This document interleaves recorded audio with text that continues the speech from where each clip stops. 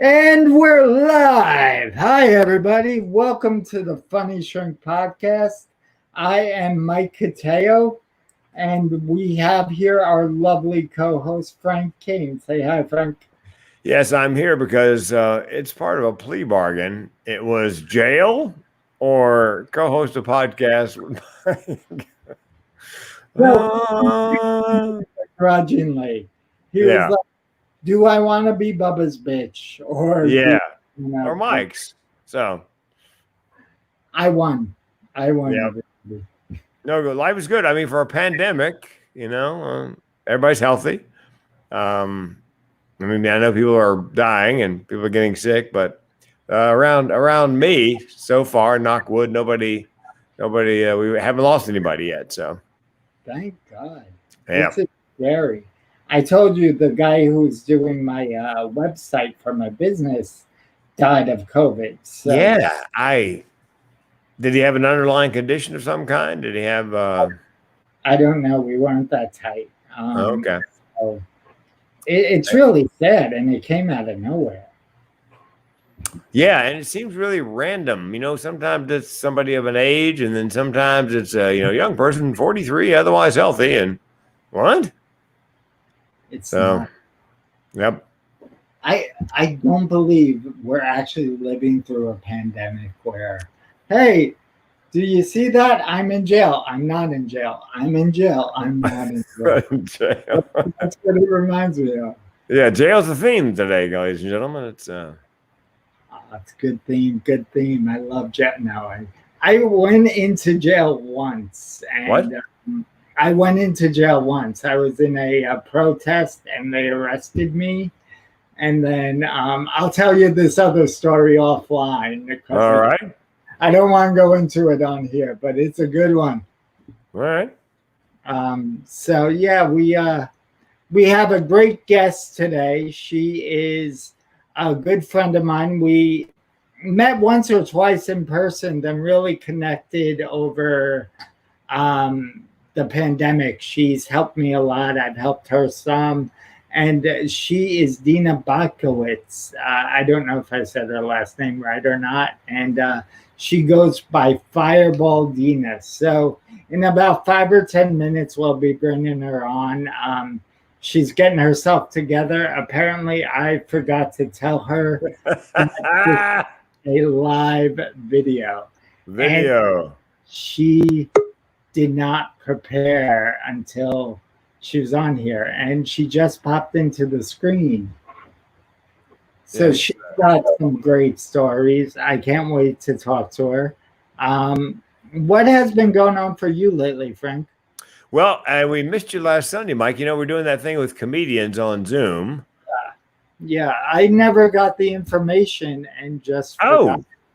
I'll make sure that when I get the Zoom link this weekend, I will forward it to you because we had it was like 5 or 6 comics, like Hollywood Squares, and everybody's mic's on, and we're telling jokes, punching up jokes, telling stories, road stories. Mm-hmm. It's called the Green Room Show Podcast, like sitting around the green room telling stories. Oh, that's favorite. Yeah, Jill Turnbow, somebody I worked with decades ago, was there. And the rest of the guys, I never, we kind of played same club, same time, but just never connected over the years. So anyway. That name's familiar. I think I've either worked with them or, know them from Facebook. So. Yeah, I hadn't seen or heard from Jill in, I must have been 30 years. Wow. But very funny, and had great stories. And yeah, she was working a club one time, and she asked the club owner booker, how come there weren't, no women on the, on the upcoming shows? And he goes, I don't book female comics. She's like, excuse me? Well, you're not a female. Oh, you know what I mean? Yeah. She doesn't talk about her boyfriend. She doesn't talk about feminine hygiene. I guess that makes her not a female comic. Wow. Wow, that is intense. Some people, man. Well, remember the guy that got fired from Letterman?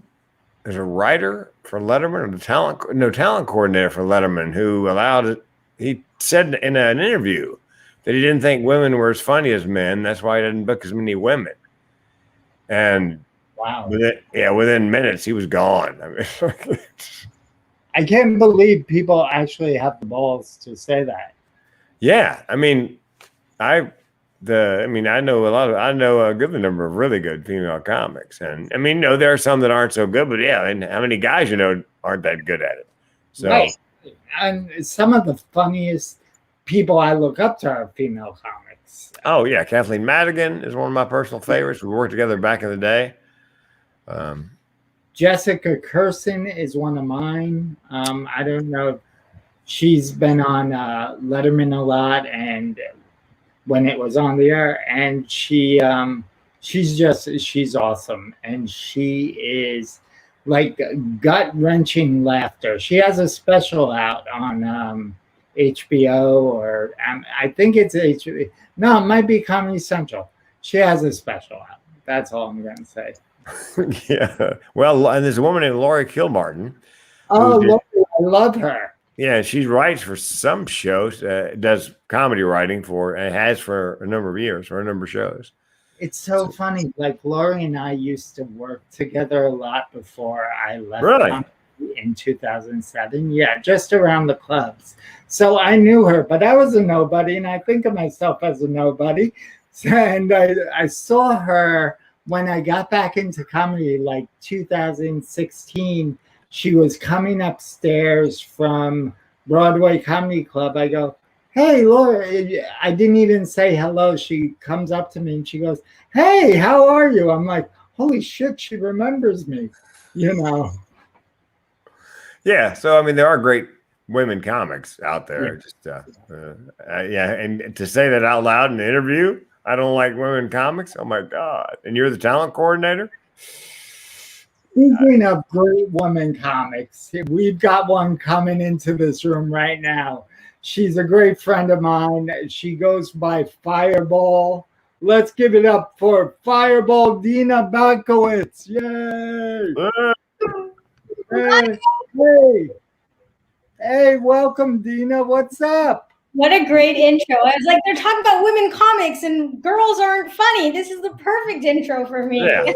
Yeah, we only want you on just to prove. Yeah, it was let her prove her stuff, Well, I mean, I killed on Sunday, bombed on Monday, took 2 feedback mics back to back, and watched all of Hannah Gadsby's Nanette.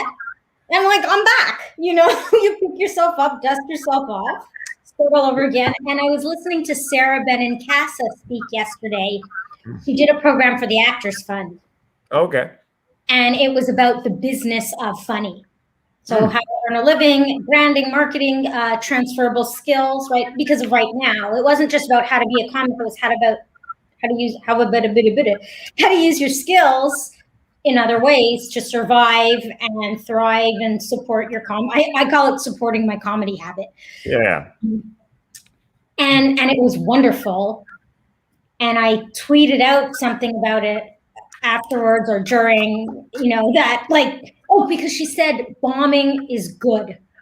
Bombing helps you build resilience and strength. Being rejected by masses of people is good for building character. And every comic knows that, right? So then there was a lot of gems and nuggets of wisdom. But because I tweeted it out and I credited Actors Fund and Sarah because I'm a marketer.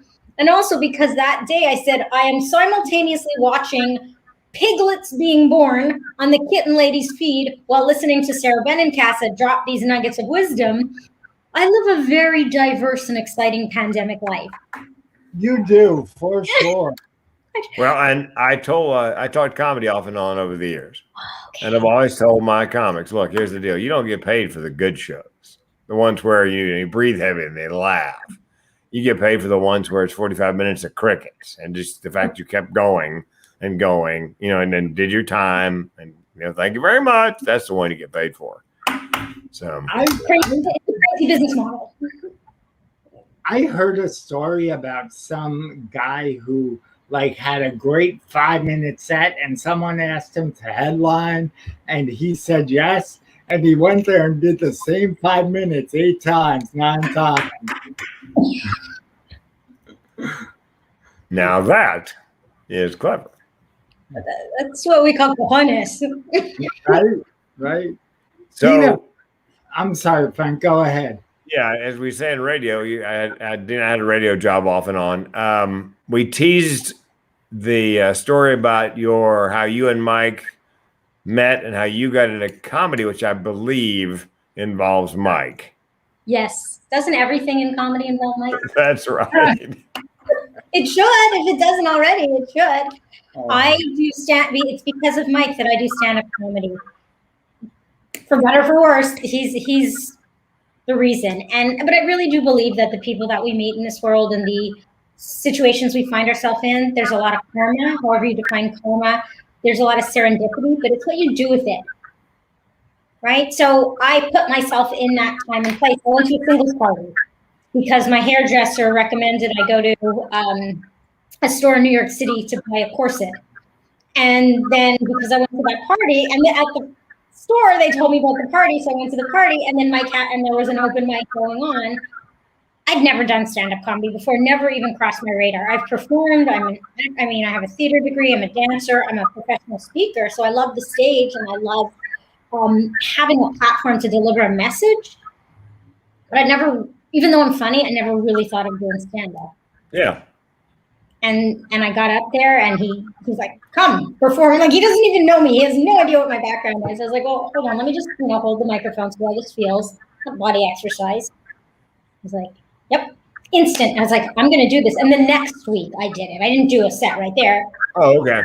I did it a week later, and I wrote hours and hours. I bombed. Like, it wasn't good. Everyone's like, "Oh, you must have been fabulous." I'm like, "Are you nuts?" I may not know much about performing, but I know you can't learn to be a comic overnight. But the experience was great, and I got some feedback from the people that were there. And then I went back the next week, and I got some advice from another woman who told me about where to take classes, and I signed up for classes and did a lot of open mics and wrote with new friends that I'd met. And so the comedy community to me, in some ways, is even more important than the stage time. Yeah. I was thinking that a few weeks ago, I was on Facebook just watching. Someone went through something really terrible, and just watching the comedy community surround them on Facebook, give them well wishes. I thought that speaks volumes. Like, we're in it for everyone. And, it's a very selfish profession. You're on stage by yourself for 5 to 45 minutes, and you're doing your thing. But when we come off, I think most of us are compassionate people. We have to be to read a room. So, yes, empathetic. Yeah. Speaking of, I'm sending you a message right now about sharing this stage. I don't need to be the center of attention all the time. Yeah. I really truly believe, like, I would rather be on stage with a lot of other people and share the spotlight than just to myself. Now, that's not everyone, obviously, but I'm a collaborator. I'm an extrovert. I love being with people. That's what I love about show business. It's, hey, kids, let's get together in the backyard and put on a show. And everyone has their role. Like, you can be the best stage manager in the world, and that's your spotlight. Your spotlight doesn't have to be on the stage if that's not what you want. So that's the way I look at it. Everyone should take their spotlight, whatever that is, whatever their strengths, their talents, their passions, be rewarded, be recognized, and build that community. And I think comedians, because who's the other thing Sarah said? She goes, for the most part, comedians did not get enough attention. Like, they were not listened to. And I think performers also, there's something like we want to touch emotions, or we want to be another character because being ourselves is too painful or too scary or too much or not enough. I mean, in my life, it was always too much or not enough.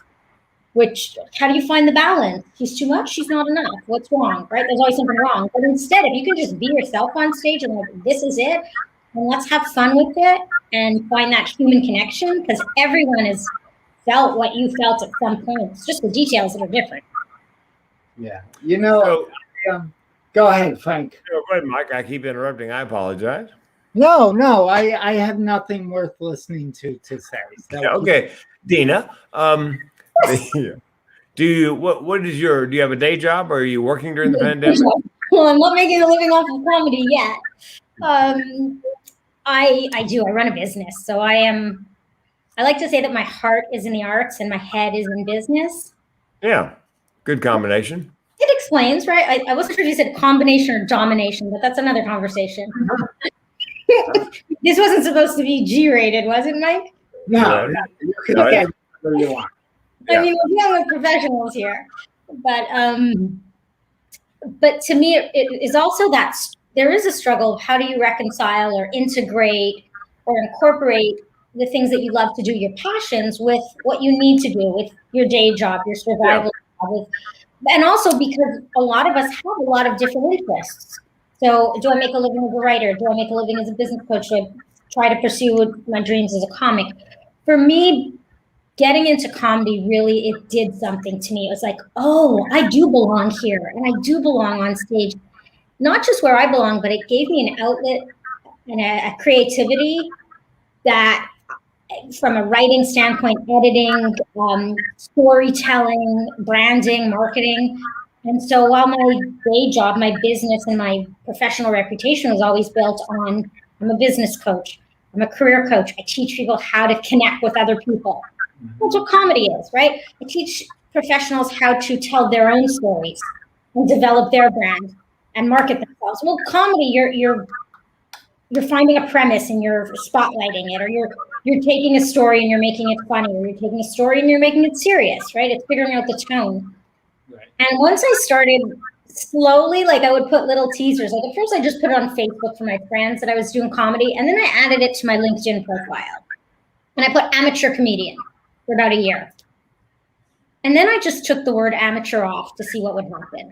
Mm-hmm.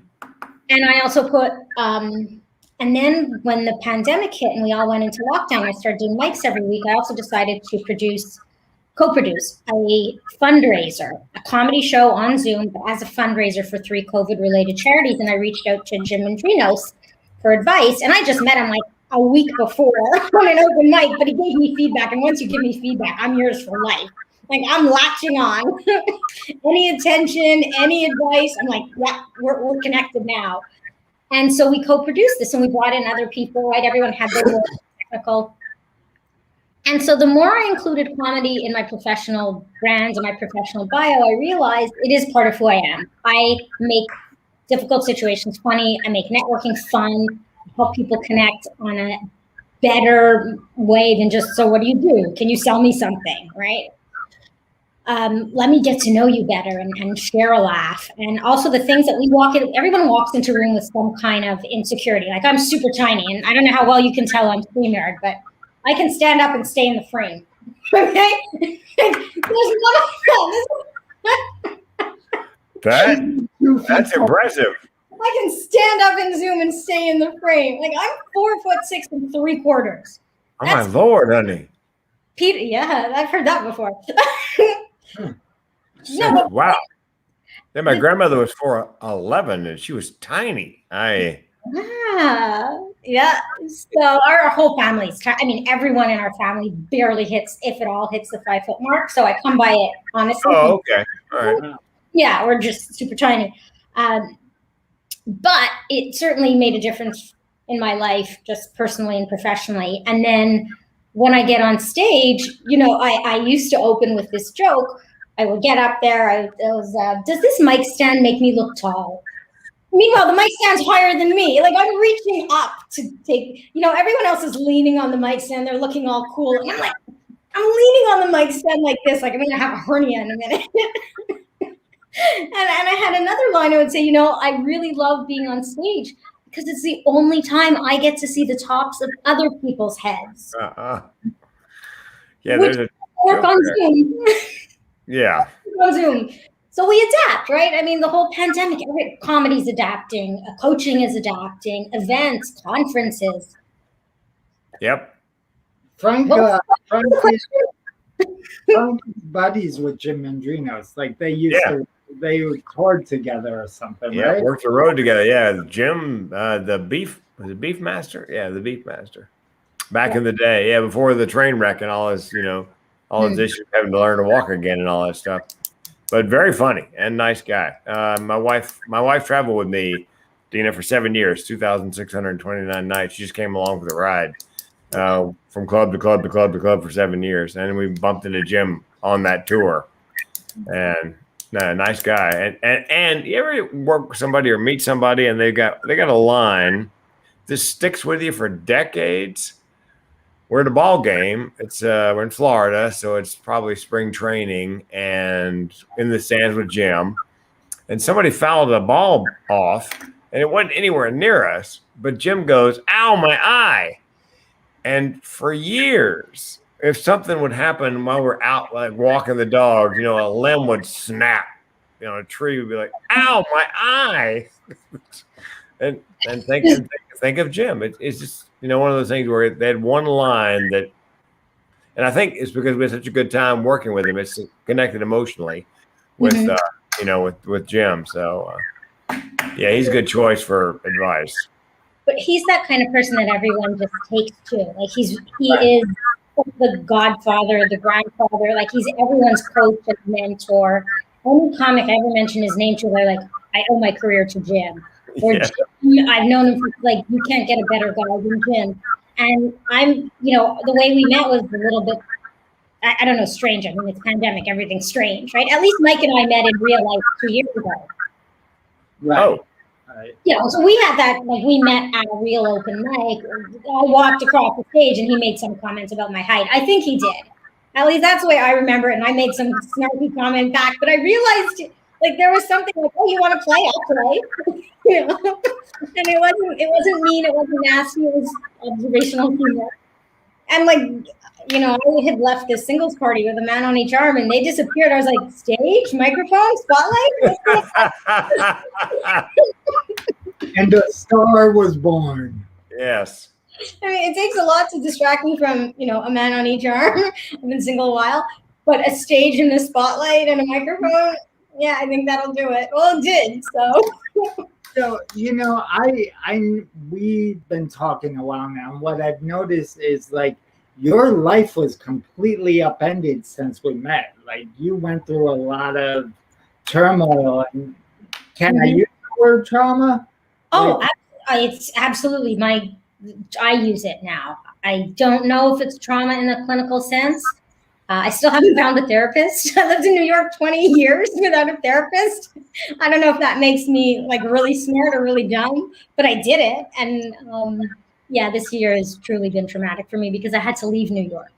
What? After almost 21 years in New York City. And New York City, the day I went for information interviews, I set up some interviews, October 1999.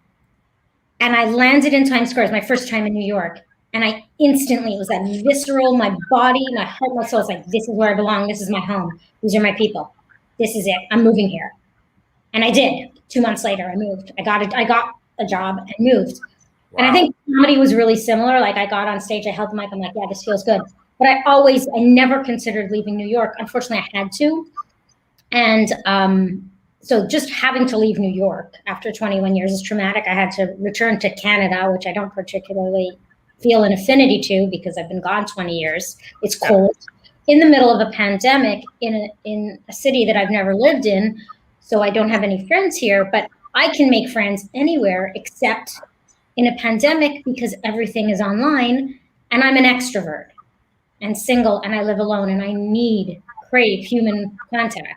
So while I get a lot of it from the screen, it's still, having to leave New York and leave my friends and my life and my identity, and then being completely alone and disconnected from what I know, and just the paperwork. Can we just say the paperwork sucks? I think a large part of the trauma was just freaking paper. I hate paperwork. I'm scared of paperwork. People, no problem. So yeah, trauma. So what? Therapeutic. If you're willing, why did you have to leave New York? Well, it was kind of a case of, you can't deport me. I'm leaving.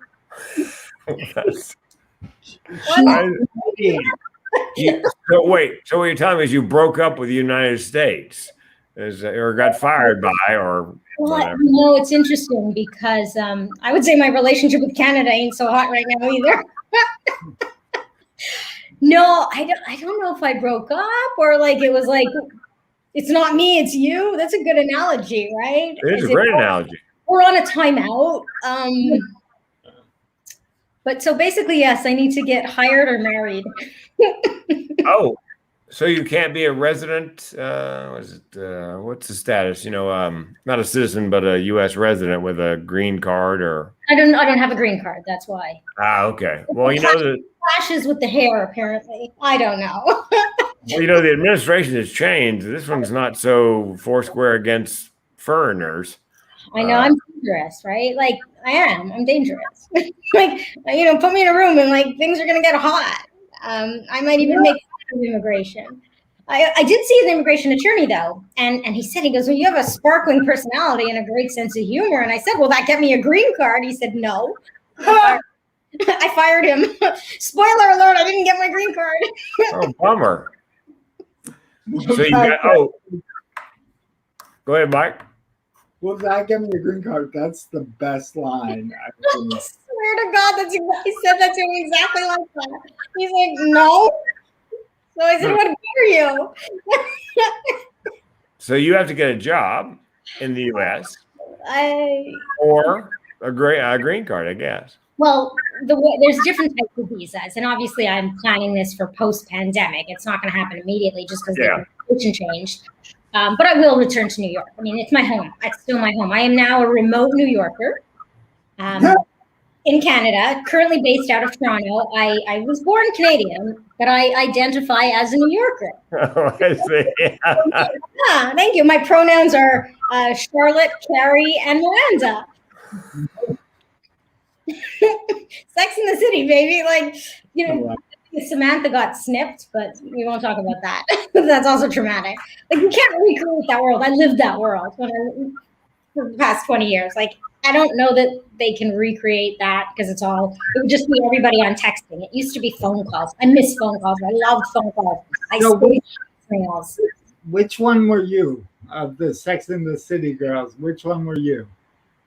I mean, I think I was a combination because my character is such that, like, Miranda had the serious job, right? She's a lawyer. Like, she knows how to work in the world. And I have a lot of corporate. But I think I'm also Carrie because it's kind of that scatterbrain, like a bit of a hot mess, endearing, but makes poor decisions and really is just looking for love. I don't really associate with, I mean, Charlotte's very sweet and innocent and caring, but her world made no sense. And then, of course, Samantha's fun and I'm fun. I was fun. You are fun for sure. Are you going to ask me which of the Golden Girls? Oh, which the Golden Girls? Now you're speaking my language. Oh my God, I love that show. I used to work with seniors. I was a social worker. Okay. Social work degree. I worked in nursing homes, hospitals, medical rehab facilities, oncology, and palliative care.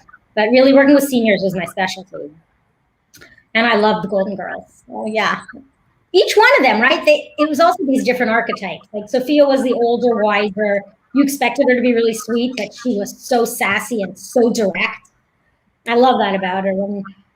And then you have, Blanche, who's like Blanche is Samantha. Like, that's it. They're the same character, 1,000%. And I feel like Betty White's character was more of that ditzy and yet sweet, but also the toughness or the edge would come out in a shocking way, and that's why it had more impact because she wasn't always funny. She was usually kind of dumb, and then when she'd say something really smart or really nasty, you'd be like, whoa! So, yeah, I like all the characters. And she's still alive. Yeah, her career is amazing, and her personality. But saying that women aren't funny, like we just named 8 incredible comedic actresses, successful with long careers, very dramatic and comedic. Bea Arthur was a musical theater. She was on Broadway, right? Yeah. I'm sorry, Deena. I just saw your comment right now. I was not ignoring. She asked to be the big screen person. So, yeah. I don't like being left alone anywhere, not on stage, not in a Zoom room, not at a party. So tell our audience what you offer, what they could get from you. Well, who's your Anything audience? do you have anything you want to promote? I'm not sure I should at this point.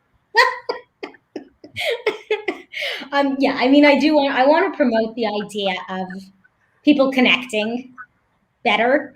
We call it business networking, and everyone's like, oh, I hate networking. It's sleazy. It's sales. I don't care what you call it. But the way we use the term now and the way it should be used is networking is about building relationships. Sure.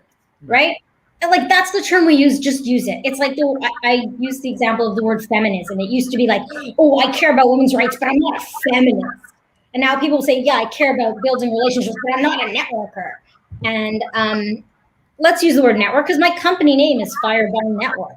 My brand is Fireball. I named my business Fireball Network because I want it to be about people coming together, community, tribe, network, relationships. And so that's what I teach. I run coaching programs. I deliver workshops. I do a lot of speaking gigs, podcasts, guesting, and I have a podcast that I'm launching as well. But I really want people to get past their fears and their insecurities and reach out, get beyond commenting on Facebook. Like, my phone is off, by the way. It's on silence. So I'm not, and you can see my, make sure they can see your hands. It means you're not multitasking, right? Or doing anything else for that matter. Yeah, I'm doing a little Jeffrey Tubin here. Hold on. I know. But yeah, I think it really, especially now because we are isolated and lonely, it's worse than ever before. Devices are useful up to a point, but getting offline, like Mike and I talk every week, whether it's on the phone or on Zoom, doesn't matter. We have a real conversation. We give each other advice. We help each other. He's listened to some of my comedy, or when I'm filming something for work related, he'll walk me through it and say, okay, try this differently, or this, or the camera angle, whatever it may be. And working on your membership, of course, for Funny Shrink University, and his programs are amazing. So I love to learn about what he's doing, and I can always offer suggestions for anybody who's putting a course together, because I'm a trainer. I run courses as well, memberships. But I really want people to get confident and take their stage and take the spotlight and connect with other people. Your help has been invaluable. Like, you have a real offer for people who need to get out of their own way and start to market themselves in a different way. And that's why I thought you would be perfect to come on here, because you have a story and you know how to sell yourself. Thank you. Well, and I think that's also what other people need to learn. And you work with healthcare providers, right? Therapists, and I think occupational therapists. And so when I was a social worker, these were the people I worked with. Therapists, nurses, and even now, right? Like chiropractor, acupuncture, yoga instructors, dance teachers, we're all in that health, healing, caring, and nurturing. And I'll say we are not generally great at promoting and selling ourselves, because we're about taking care of people.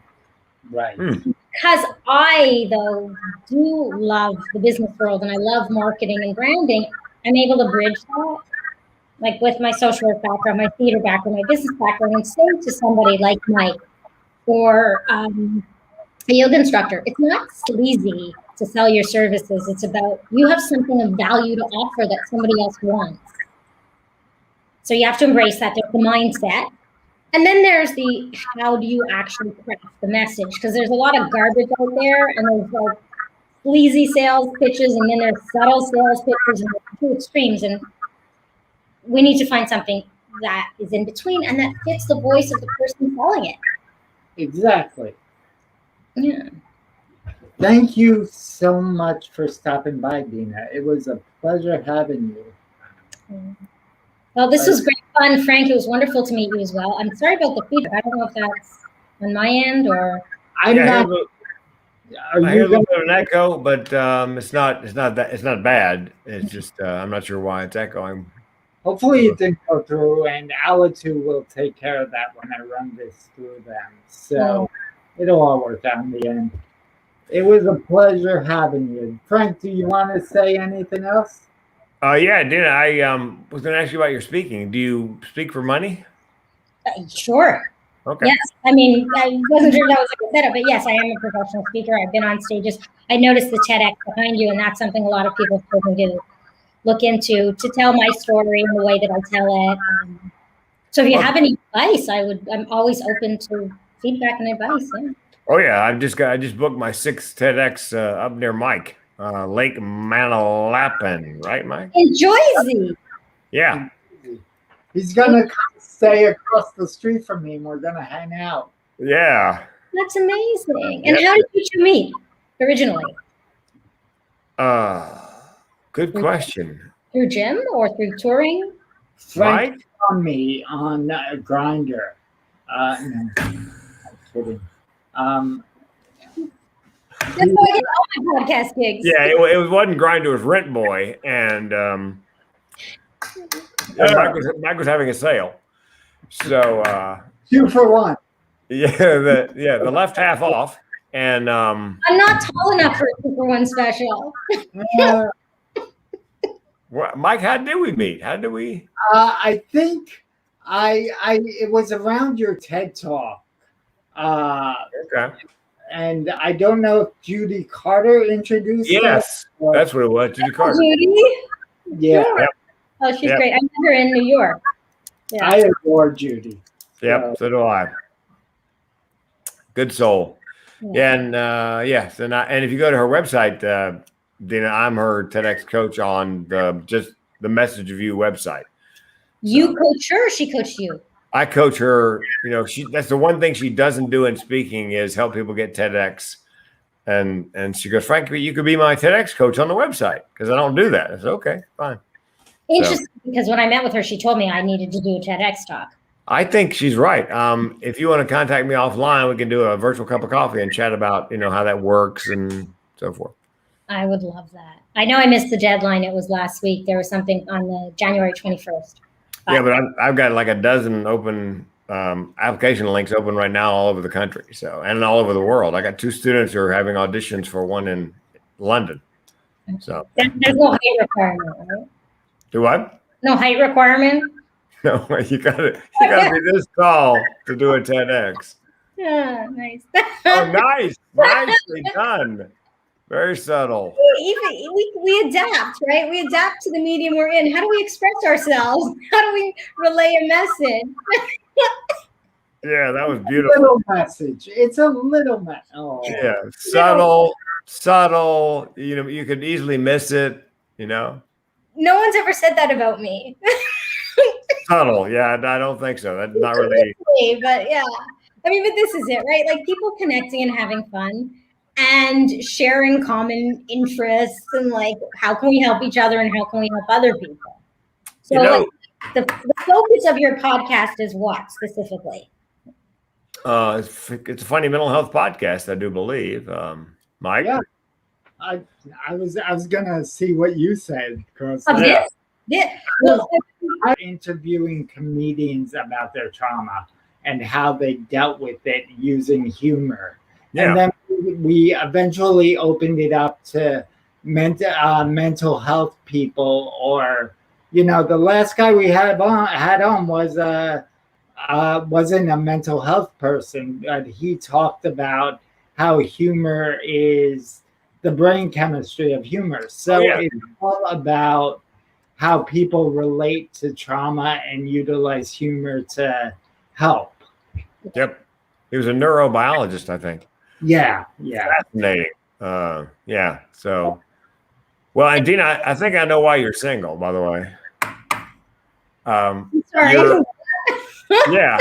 No, because you mentioned it several times. I think it's because you're a firecracker and a strong woman, and it takes a certain kind of guy with to be able to park his ego and enjoy that kind of relationship with somebody who's as strong, as a force of nature as you are. So, but the right guy that'll be the sexiest thing he's ever seen. I think it'll be, so it's just a matter of finding the guy who can, can live with that kind of energy. So there you go. Frank, you should start a dating site. That's I've got one for farmers only called EIEIOharmony.com. I don't know. I have a thing for horses and cowboys. Maybe not farmers as much. And being a city girl, like New York City, they have the cowbells every night for the healthcare workers. Like, where do they get these cowbells? The only cowboy in New York City is the naked cowboy in Times Square. You know? That's true. What are you going to do with a cowbell? Well, one of my clients is branding and marketing, and she worked on Madison Avenue for a long time. She had a friend, 28 years old, who couldn't seem to get traction on Match.com. At 28, I'm a little older, but like if you can't get traction at 28, I mean, whatever. So my friend who's into branding and marketing said, I think you're not marketing yourself correctly. So she took the phone and responded to a bunch of the, and then the next day the young woman called her and go, my phone blew up. It was all marketing and branding. She just wasn't approaching it properly. So yeah, no, I had friends help me with my profile because a couple of years ago when I went on one of the new apps, and she said it looks like your LinkedIn profile. Like you look like you're trying to do business, not find a date. Like I defaulted to that, like marketer, the coach needs coaching. And so I took my friends at, well, first I resisted and kept rolling my eyes. I'm like, I hate online dating. I want to meet people in person. And finally I was like, I'll be right back. Excuse me. Keep talking. Mike drinks coffee by the gallon. That's what's up. Cheers. Yeah. But like that classic thing, I looked at her, roll her eyes, and I was like, I'm resisting, aren't I? Classic like term. She goes, yeah. I said, okay, I promise I'll stop. And I promise I'll take your advice and I do what you tell me. And she revamped my profile with the picture and the writing and everything about it. And sure enough, one guy reached out to me immediately, started having this fun banter about cooking. I can't cook. I mean, I can. I just don't do it well. And I usually set fire to things, which is not why they call me Fireball. It just is convenient. Yeah, okay. She already has the nickname, so let's make it really stiff. Yeah, the women in my family are all career women. Like, it's just, I like the creativity of cooking, but the chemistry eludes me. No, my mom was, she'd make bacon and eggs. And as a child, I didn't know that most people didn't have bacon and eggs for dinner. I mean, she worked hard all day long, 8 hours a day. And so I wrote a joke years ago. Here's an impression of my mother fixing dinner. Hello, Domino's? Because she was tired from a full day of, yeah. Yeah, that old song, I can bring home the bacon, fry it up in a pan. I never forget who I am. I'm a woman. Anjali. You forget you're a man. You forget you're a man. Oh, that's right. You have to cater to the male ego, which is fine. I'm good at it. Like somebody posted something on Twitter, name something you're really good at, but you don't like doing. And I had like kind of a snarky comment about like nurturing men's egos while diminishing my own success. Right? Brilliant. Your point. Like, I don't want to have to do that just to make someone not like, there's room to share. I'm going to go back to my original premises. I want to share the stage. I don't want to be in the spotlight alone, whether it's friends, business, or romantic relationship. There should be partnerships. Yeah, I walked by I was working a ship and then a computer area where they taught the old people Photoshop and so forth. And the young woman who ran it, I walked by the door and she's reading The Economist. Mm-hmm. And so I backed up and she's very attractive and young. And I said to her, how often do men underestimate you? Because she speaks several languages. And she goes, oh, all the time. And I said, well, here's the good news. I walk by and you're reading The Economist. Someday a young man's going to walk by, see you reading The Economist and think, oh my God, that's the woman for me. Mm. Because, it's not really light reading. No, it's true. But it does tell you about someone's personality, like how she's being who she is. Yeah, exactly. She wasn't, putting on. Putting on airs. Yeah. I saw a t-shirt somewhere that said, underestimate me. That'll be fun. Yeah. Oh yeah. I've never suffered from underestimation. I always love when somebody underestimates me. No, that's fine. You also have that like down home, good old boy, like you're just chill and cool, but you're obviously smart and funny and have an edge and you're strong. But I would imagine just based on what I'm seeing about you and obviously having talked to you that if it was just on looks alone, people could make assumptions. We all do that, right? We make assumptions like whole life being Tony. I joke about it now. It's not the only thing I joke about, but growing up, I was totally bullied, teased, insecure. It was really part of my origin story. And I was very lonely. I didn't have friends. I was insecure. I was also awkward and weird because I was creative. And so once I got past that, like I found my confidence on stage. I always loved the stage. I said, I want to make sure that nobody else gets left behind, gets left out, feels excluded or insecure or bad about themselves. Nobody puts baby in the corner on my dance floor. Mm-mm. If you're by yourself at a networking event, or even if it's online Zoom, I will make sure you feel welcome. And even at that singles party that I went to, I felt it was like a rush backwards in time. I walked in, I'm like, this is crazy. I'm too old, or I don't know anybody, or all the old like insecurities came back. And I was like, well, Deena, you're a networking coach. You cannot leave a singles party just because you don't feel comfortable there. Like my entire integrity, my identity, I couldn't live with myself. So I was like, stick it out. And I did what I did my fallback, what I tell other women to do. Like, it's the easiest way to connect with somebody. I looked at the woman. I mean, she was making out with her boyfriend at the time. So I waited till he left and went to the bar. But, it was a fun party. And then I looked at her. I'm like, oh my God, I love your shoes. Where did you get them? Basic icebreaker. I love your shoes. Where did you get them? She's like, I know. Aren't they great? And they were like some very, like Ann Taylor or something very more or less conservative or neutral, but they were really hot heels. And we started chatting. And I was like, I've never been to this party before. We ended up taking a table together, and everyone that walked by from that point on, I would say, come join us, come join us, come join us. Like, no one should be alone. And I can't believe you didn't find someone to marry you. Well, I had two men when I walked out the door, but you distracted me with your open mic. I made you move back to Canada. Oh, I see what you're saying. It's all my fault. I get it now. So you were about to have a three-way and Mike interrupted? Is that? I always love an orgy, Frankie. Always love an orgy. This is why I can't put this on LinkedIn to try to promote my business services, because this is fun. Don't get me wrong, but it's not going on LinkedIn without some serious editing. Yeah. Right. All right. Well, we do have to run because I gotta go get something to eat for my little girl. So I will talk to you all later. Deena, thank you so much for coming on. Thank you both. Frank, I will see you next time. Yep. And would you give Deena my contact information? She and I can chat offline. I will. All right, everybody. We're ending. Bye. Bye.